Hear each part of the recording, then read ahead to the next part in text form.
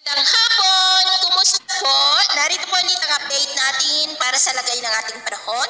Ngayong hapon po ng September 14, 2025. Sa ngayon po, ang LPA na ating binabantayan ay tuluyan na po na nakarampas sa kalupaan ng ating bansa at patungo na po dyan sa may West Philippine Sea.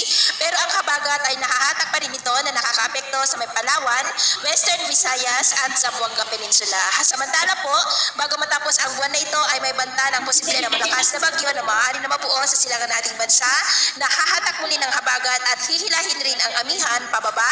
Ang development ito ang ating babantayan kung matutuloy po o hindi dahil malaking banta po ito dito sa ating bansa at ito nga ang pinapakita ng forecast model na ating ginagamit hanggang po sa susunod na 2 linggo.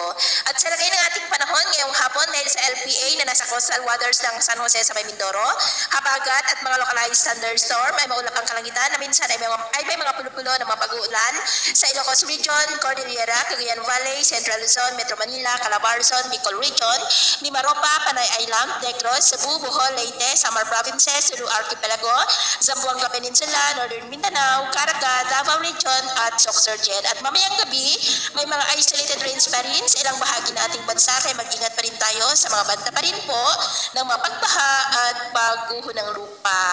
At sa atin naman pong mga baybayin, wala naman po tayong nakataas na namang gale warning signals pero may pag-ingat lamang po kung